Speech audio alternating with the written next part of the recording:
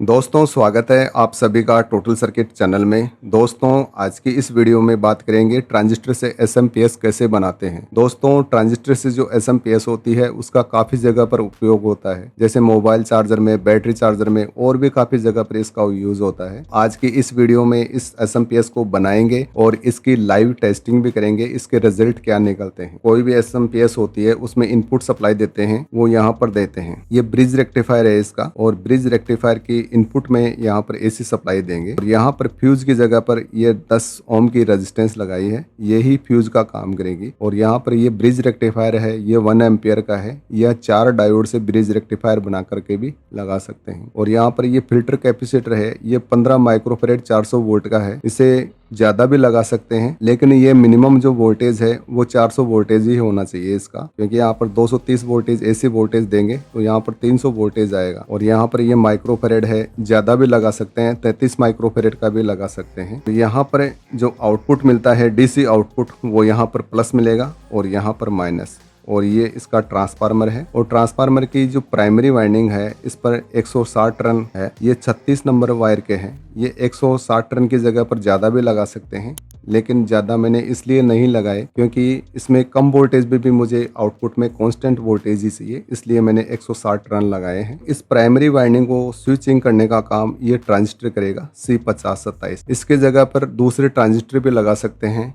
ये आपको स्क्रीन पर नंबर दिखाई दे रहे हैं, यह ट्रांजिस्टर भी आप इसमें आसानी से लगा सकते हैं, सही काम करेंगे। और यहाँ पर इस एसएमपीएस में ऑन करने का काम होता है वो इस रेजिस्टेंस के कारण से होता है। अगर ये रेजिस्टेंस नहीं लगाएंगे तो ये एसएमपीएस किसी प्रकार से ऑन नहीं होगी। तो यहाँ पर इस रेजिस्टेंस के मान को 1 मेगा ओम या 470 किलो ओम लगाएंगे। 470 किलो ओम में ये ट्रांजिस्टर थोड़ा हीट हो सकता है, लेकिन एसएमपीएस जल्दी से ऑन हो जाएगी। और यहाँ पर पिन नंबर 1 इसका बेस है।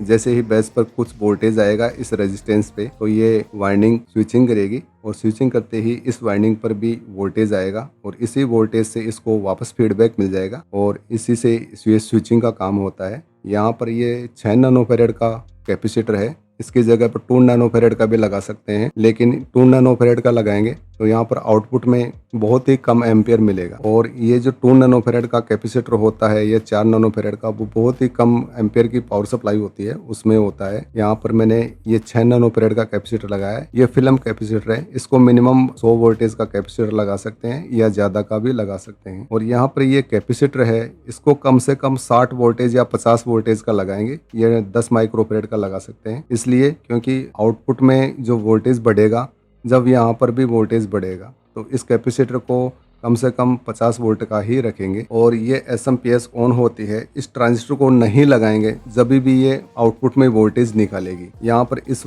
वायर को कट कर देते हैं यहाँ से, और इस वायर को कट कर देते हैं, फीडबैक जंक्शन को बिल्कुल हटा देते हैं, फिर भी इसमें सप्लाई देंगे तो यहाँ पर वोल्टेज आएगा। लेकिन यहाँ पर जो वोल्टेज आएगा वो अनस्टेबल वोल्टेज आएगा, इसमें कोई भी सेट करने का काम नहीं होगा। जितनी इनपुट आई उसी के अनुसार ही आउटपुट में वोल्टेज आएगा। और इस फीडबैक को लगा देते हैं और इसको चालू रखते हैं, तो जितना वोल्टेज इस प्रीसेट से सेट करेंगे तो आउटपुट में वोल्टेज मिलेगा। यहाँ पर वोल्टेज सेट करने का काम होता है, ये 10 किलो ओम का ये प्रीसेट है, इससे आउटपुट में 5 वोल्टेज से लेकर के 30 वोल्टेज तक सेट कर सकते हैं आउटपुट में। और ये एसएमपीएस पहली बार जब बनाए तो यहाँ पर ये वाइंडिंग का जो डायरेक्शन है उसका ध्यान रखेंगे। अगर ये गलत हो जाएगा तो ये एसएमपीएस किसी प्रकार से ऑन नहीं होगी। तो इसको ऑन करने के लिए यहाँ पर ये वाइंडिंग है, पहले तो इसके डायरेक्शन को चेंज करके देखेंगे। आउटपुट में वोल्टेज नहीं मिलता है तो इस वाइंडिंग के डायरेक्शन को चेंज करेंगे तो आउटपुट में वोल्टेज आ जाएगा। और इस वाइंडिंग के डायरेक्शन को छेड़ने की आवश्यकता नहीं है,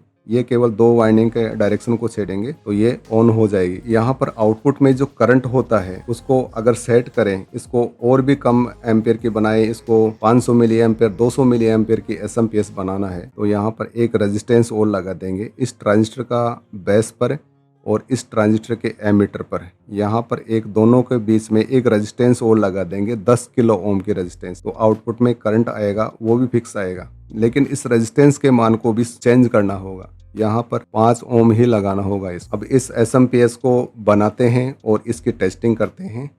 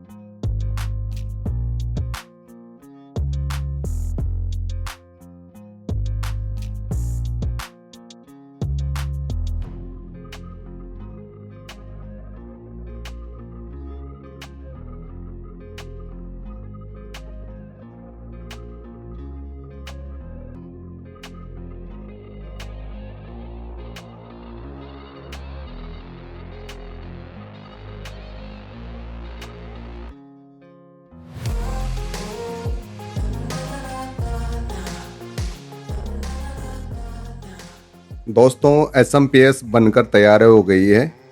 आप इसकी साइज़ भी देख सकते हैं। इसकी साइज़ ये है। इसमें AC वोल्टेज की सप्लाई देंगे वो यहाँ पर देंगे और DC आउटपुट की जो सप्लाई मिलेगी वो यहाँ पर मिलेगी। सभी कंपोनेंट को मैंने सोल्डिंग करते वक्त नहीं दिखाया क्योंकि वीडियो काफ़ी लंबी हो जाती है, इसलिए ये नहीं दिखाया। जैसे सर्किट डायग्राम में है वैसे के वैसे ही सभी कंपोनेंट हैं, कुछ कोई भी फेरबदल नहीं है इसमें। अब इसको टेस्टिंग करते हैं। यहाँ पर AC वोल्टेज की सप्लाई जोड़ते हैं पहले तो।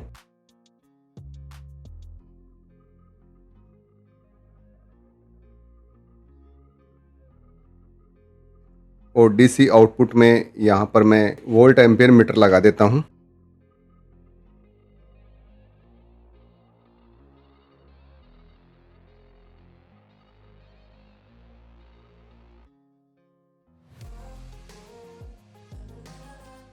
अब सप्लाई को चालू करते हैं। सप्लाई को मैंने चालू कर दिया है और यहाँ पर वोल्टेज आ रहे हैं 13.3 वोल्टेज। वोल्टेज को यहाँ से कम ज़्यादा भी कर सकते हैं, ऐसे बढ़ा भी सकते हैं और कम भी कर सकते हैं इस प्रीसेट से। यहाँ पर 11.8 वोल्टेज सेट कर दिए हैं और अब लोड को लगाते हैं। 11.8 वोल्टेज ये है, और भी वोल्टेज को बढ़ा सकते हैं यहाँ से ऐसे।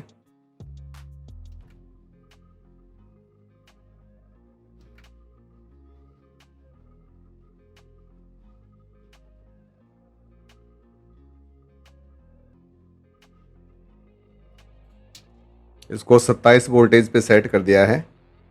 अब ये ज़्यादा नहीं बढ़ रही है क्योंकि इसको मैंने जो सप्लाई लगा रखी है वो सीरीज लैंप में लगा रखी है। इसको मैं डायरेक्ट ही लगाता हूँ। अब देखते हैं यहाँ पर 29 वोल्टेज आ रहे हैं, और भी बढ़ा सकते हैं यहाँ से, लेकिन ज़्यादा वोल्टेज को बढ़ाएंगे और 30 वोल्टेज से अगर ऊपर करेंगे इसको तो यहाँ पर ये TL431 को 36 वोल्टेज से मैक्सिमम से ज़्यादा नहीं दे सकते क्योंकि ये ख़राब हो जाएगा। इसलिए इसको थोड़ा कम पे ही सेट रहने देते हैं यहाँ पर वोल्टेज को। इसको मैं 24 वोल्ट के लगभग सेट कर देता हूँ। 24.6 वोल्टेज पे सेट कर दिया है। लोड को हटाते हैं, वोल्टेज यही रहेगा इसका। थोड़े बहुत वोल्टेज लॉस हो रहे हैं, बिल्कुल यही रहेगा इसका। और इसको कम पे भी सेट करते हैं, जैसे इसको 12 वोल्टेज पे सेट करते हैं और फिर लोड हटाने के बाद में कितने वोल्टेज रहते हैं। ये जो आउटपुट देगा वो कांस्टेंट वोल्टेज की आउटपुट देगा। जो वोल्टेज सेट किया है वह आउटपुट देगा। ये को 12.5 वोल्टेज पे सेट कर दिया है और लोड को हटाने के बाद में भी वोल्टेज वही है। लोड को थोड़ा और बढ़ाते हैं। 12.5 वोल्टेज ये और करंट 0.7 एम्पियर है। लोड को और बढ़ाते हैं, लैंप और बढ़ाता हूँ मैं इसका। 12.5 वोल्टेज ही है और करंट यहाँ पर देखेंगे 1.42 एम्पियर आ गया है। और भी इसको कम पे सेट कर सकते हैं, लेकिन इसको ज़्यादा कम पे सेट करेंगे हटाने के बाद में जो वोल्टेज रहेगा वो सही नहीं रहेगा, क्योंकि इसको डिज़ाइन किया है वो मिनिमम 12 वोल्टेज से इसको डिज़ाइन किया है। जैसे यहाँ पर 5 वोल्टेज पे सेट कर दिया और इसको हटाएंगे लोड को तो यहाँ पर थोड़े से वोल्टेज बढ़ते हैं और लोड लगाने के बाद में वोल्टेज थोड़े से कम हो जाते हैं। 0.2 वोल्टेज लॉस हो रहे हैं। वो इसलिए हो रहे हैं क्योंकि यहाँ पर जो एक्सिलरी वाइंडिंग है उस पर जो वोल्टेज मिल रहा है वो आउटपुट में वोल्टेज कम होने की वजह से उसमें भी कम होता है, इसलिए इसको पूरी स्विचिंग नहीं मिल पाती इस ट्रांजिस्टर को, इसलिए थोड़े बहुत वोल्टेज लॉस होते हैं। इसको मिनिमम 12 वोल्टेज पे सेट रखेंगे या 8 वोल्टेज पे सेट रखेंगे तब ये सही काम करेगा। इससे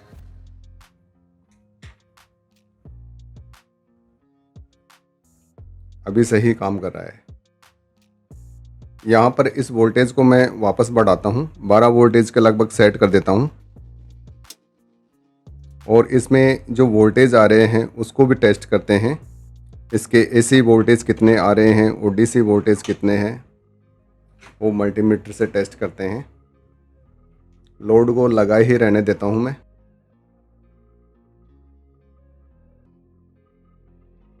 यहाँ पर एसी वोल्टेज आ रहे हैं वो 229 वोल्टेज आ रहे हैं और डीसी वोल्टेज को टेस्ट करते हैं। डीसी वोल्टेज आ रहे हैं वो 305 वोल्टेज आ रहे हैं और इसकी जो वीसीसी वोल्टेज है उसको भी टेस्ट करते हैं। यहाँ पर 16.85 वोल्टेज आ रहे हैं और इसकी जो स्विचिंग फ्रीक्वेंसी है उसको भी टेस्ट करते हैं।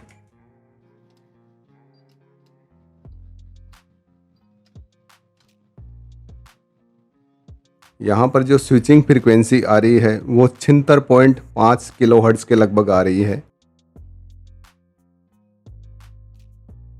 अब यहाँ पर इस लोड को बढ़ाएंगे, ये 0.73 एम्पियर आ रहा है, इसको डबल करते हैं। यहाँ पर जो करंट आ रहा है वो 1.4 एम्पियर आ रहा है और इसकी जो एसी करंट है जो एसएमपीएस ले रही है उसका एसी करंट यहाँ पर देखेंगे इसका वो 227 वोल्टेज है और 0.08 एम्पियर है और इसकी एफिशिएंसी आ रही है वो भी बहुत ही अच्छी आ रही है। अब आगे देखते हैं, इसका एसी इनपुट वोल्टेज को कम करते हैं। जब भी आउटपुट में वोल्टेज कम होता है या कांस्टेंट ही रहता है उसको भी टेस्ट करते हैं। मैं बंद कर देता हूँ पहले।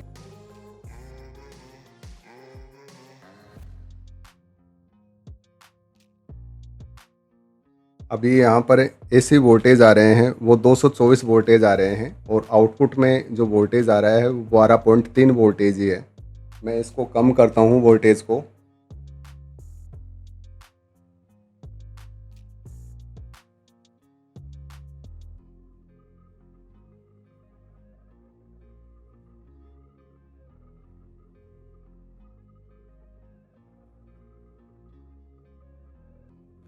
ये 120 वोल्टेज तक अच्छा काम कर रही है।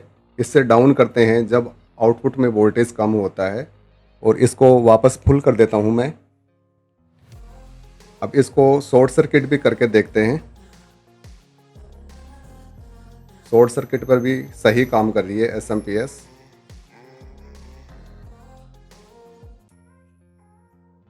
कितनी बार भी शॉर्ट सर्किट करके देख सकते हैं, बिल्कुल भी ख़राब नहीं हो रही है। तो दोस्तों आपने इस वीडियो में देखा कि ट्रांजिस्टर से एसएमपीएस कैसे बनाते हैं। दोस्तों वीडियो आपको पसंद आया, वीडियो को लाइक करना, कमेंट करना और आप इस चैनल पर नए हो चैनल को ज़रूर सब्सक्राइब कर लेना। यह वीडियो आपको देखने के लिए धन्यवाद। आपका दिन शुभ हो।